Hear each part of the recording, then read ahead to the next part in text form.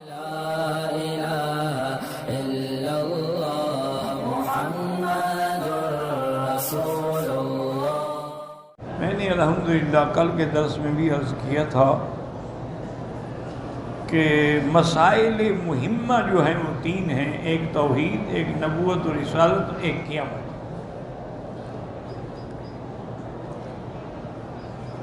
لیکن یاد رکھیں کہ مثلا دنیا میں بھی جتنے مبصرات ہیں، دیکھنے والی چیزیں ہیں، وہ اس کے لیے بھی جب تک دو نور نہ ہوں آدمی نہیں دیکھ سکتا۔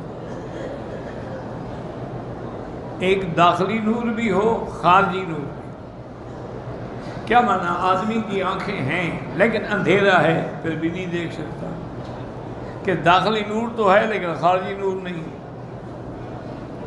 یا خارجی نور تو ہے لیکن داخلی نہیں ہے، دن کی روشنی ہے لیکن وہ اندھا ہے، وہ نہیں دیکھ سکتا۔ تو دیکھ کب سکے گا؟ جب دونوں نور ہوں گے، داخلی بھی اور خارجی بھی۔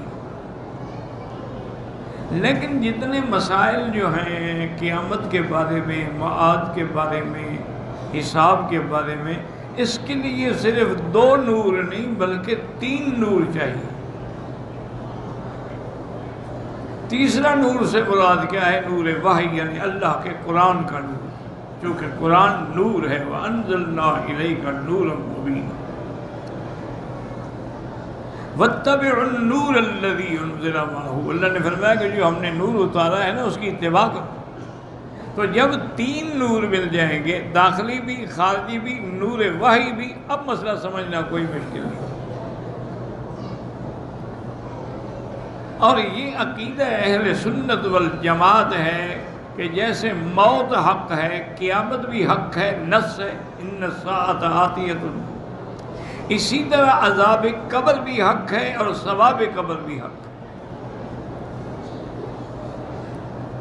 ائمہ اربعہ کا یہ متفق علیہ قول مبارک ہے کہ عذاب القبر حق لا ينکرها الا ضال او مضل۔ عذاب قبر حق ہے، اس کا انکار وہی کرتا ہے جو گمراہ ہو۔ میرے آقا سرکار دو عالم، رحمت دو عالم، محبوب دو عالم صلی اللہ علیہ وسلم جب اٹھتے تھے نا صبح کو، تو آسمان کی طرف دیکھ کے جہاں اور آیتیں پڑھتے تھے، وہاں یہ بھی روز کہتے تھے اللہم انت قیم السماوات والارض ومن فیہن، اللہم انت نور السماوات والارض ومن فیہن، اللہم انت الحق ووعدک الحق ولقاؤک حق والجنت حق والنار حق والساعۃ حق والنبیون حق ومحمد صلی اللہ علیہ وسلم حق۔ یعنی حضور روزانہ دہراتے تھے کہ یا اللہ ہمارا ایمان ہے، قیامت بھی حق ہے، جنت بھی حق ہے، دوزخ بھی حق ہے، انبیاء بھی حق ہے، سرکار دو عالم صلی اللہ علیہ وسلم بھی حق ہے۔ تو حضور یہ بات روزانہ دہراتے۔ اور اسی طرح حضور صلی اللہ علیہ وسلم نے فرمایا دعاؤں میں کہ اللہم انی اعوذ بک من عذاب القبر وفتنة القبر وفتنة المسیح الدجال وفتنة المحیا والممات۔ حضور عذاب قبر سے بھی پناہ مانگتے۔ اب لوگوں نے اختلاف پیدا کر دیے ہیں کہ جی قبر سے کون سی قبر مراد ہے؟ ایک آدمی کو جانور کھا گئے، وہ تو جانوروں کے پیٹ میں ہے، تو اس کی قبر کہاں ہے؟ ایک آدمی ڈوب کے مر گیا ہے، ایک آدمی آگ میں جل گیا ہے، ایک آدمی کسی ہوائی جہاز کی کریشنگ میں ریزہ ہو کے اڑ گیا، پتہ ہی نہیں کہ اس کے ٹکڑے کہاں گئے۔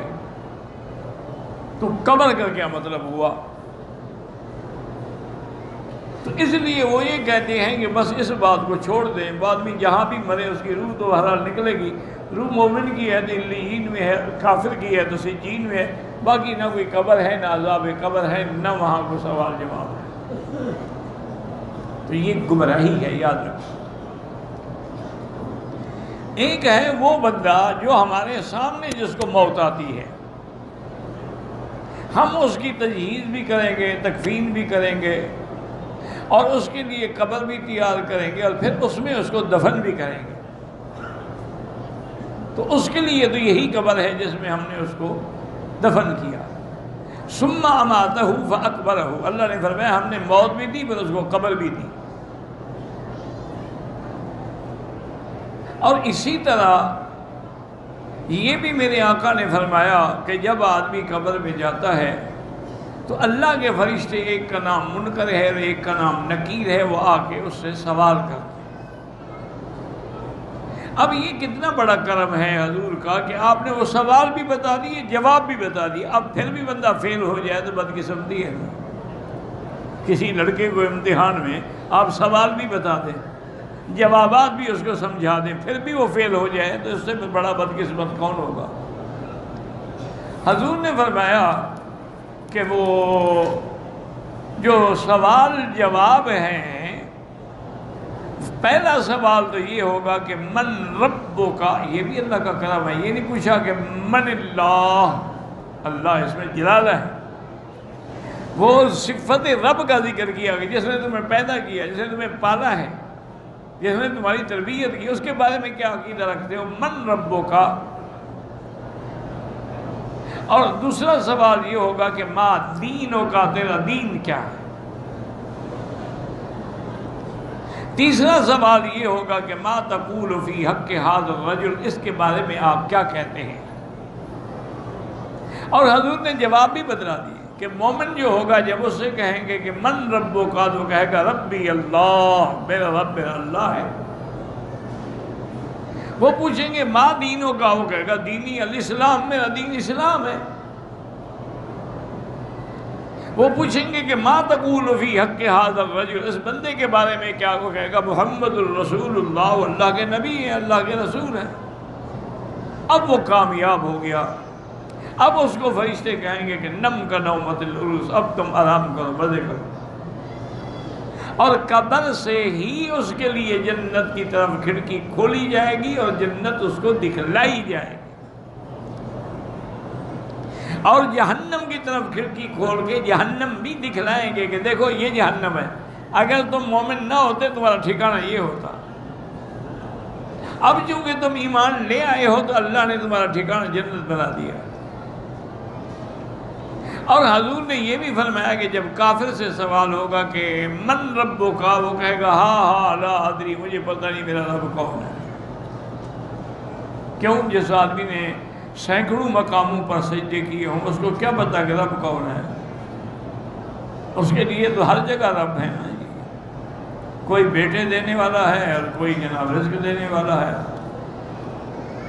اسی لیے سیدنا یوسف علیہ السلام نے اپنے قید میں بیٹھے ہوئے ساتھیوں سے کہا تھا کہ یا صاحب السجن، اے میرے قید خانے کے ساتھیوں، ارباب متفرقون خیر، بہت سارے رب ہوں، یہ بہتر ہے یا ایک؟ ام اللہ الواحد القہار، یہ ہے پیغمبر کی شان، یہ وہ تبلیغ جاری ہے، دعوت جاری ہے۔ وہ ہر حال میں اپنی دعوت سے غفلت نہیں فرماتے۔ تو اس لیے اب وہ کہے گا کہ جب کہیں گے من ربو کا، وہ کہے گا ہاں ہاں لا، مجھے پتہ نہیں۔ ما دینوں کا، بھائی دین تیرا کیا ہے، کم از کم یہ تو بتاؤ۔ کہ ہاں ہاں لا ادری، پتہ نہیں۔ ما تقول فی حق ھذا الرجل، اس بندے کے بارے میں کیا عقیدہ ہے؟ وہ کہے گا ہاں ہاں لا ادری، مجھے پتہ نہیں کون ہے، کیا عقیدہ ہے۔ تو اب اللہ کے فرشتے اس کو قبر میں ہی عذاب دینا شروع کر دیں گے۔ اور اسی طرح بعض قبروں میں اللہ تبارک و تعالیٰ بچھو مسلط کر دیں گے، سانپ مسلط کر دیں گے، اور ملائکہ ان کو گرد ماریں گے۔ حضور نے فرمایا اگر وہ کسی پہاڑ کو مارے تو وہ بھی ریزہ ریزہ ہو جائے۔ اسی طرح ایک دن میرے آقا رحمت دو جہاں صلی اللہ علیہ وسلم قبر کے اوپر کھڑے تھے، جب دفن کر لیا مردے کو تو آپ نے فرمایا فاسألوا له التثبیت، اپنے بھائی کے لیے دعا کرو۔ الآن یسأل، ابھی سوال جواب ہوگا، دعا کرو کہ اللہم ثبت ہو، یا اللہ اس کو ثابت قدم رکھنا، صحیح جواب دے سکے۔ تو یاد رکھو قبر پہ کھڑے ہو کے دعا مانگنا سنت ہے جو ہمارے لوگوں نے چھوڑ دی ہے۔ جنازے کے بعد دعا مانگنا بدعت ہے جس کو ہم 3 دفعہ مانگتے ہیں۔ بدعت پہ اصرار ہے اور سنت سے انکار ہے۔ اور اسی طرح یہ جو عقیدے پھیلائے گئے ہیں کہ جی ھذا قریب کے لیے ہوتا ہے، اور پوچھا جائے گا کہ ما تقول فی حق ھذا الرجل، مانا حضور پاک ہر قبر میں موجود ہوں گے، یہ بھی ان کا عقیدہ ہے کہ حضور ہر قبر میں آتے ہیں۔ یہ غلط عقیدہ ہے، نعوذ باللہ۔ کافروں کی قبر میں بھی آتے ہیں، یہودیوں کی قبر میں بھی آتے ہیں، سکھوں کی قبر میں بھی آتے ہیں، اور پھر جب حضور آ جائیں پھر وہاں عذاب ہو سکتا ہے۔ اس لیے ہمیشہ یاد رکھیں، یہ کہانی بنائی کہ ھذا للقریب وذالک للبعید وذاک للمتوسط ہے، کہ ھذا ہوتا ہے کہ ھذا الرجل اگر قریب ہو، اگر کہیں گے وہ دور، ذالک الرجل وہ دور ہے، ذا کا مطلب تو کہتے ہیں چونکہ ھذا ہے تو مانا حضور قریب ہے۔ تو یہ ایک نحوی باتوں سے استدلال کرنے والی بات ہے جو حقیقت نہیں ہے۔ کبھی کبھی یہ ہوتا ہے کہ جو چیز آدمی کے علم میں یقینی ہو وہاں بھی ھذا کہ ان ھذا القرآن یہدی للتی ہی اقوم۔ اب آپ راستے میں ہیں، جنگل میں ہیں، یہ آیت پڑھیں تو قرآن موجود ہوتا ہے۔ اسی طرح اللہ نے فرمایا ذالک الکتاب لا ریب فیہ ھدی للمتقین۔ اب ذالک تو بعید کے لیے ہوتا ہے، کتاب تو موجود ہے، تو مانا ہے عظیم الشان اگر چیز ہو تو وہاں بھی ذالک کا استعمال ہوتا ہے۔ اس لیے ہمیشہ یاد رکھیں کہ عذاب قبر جو ہے وہ حق ہے۔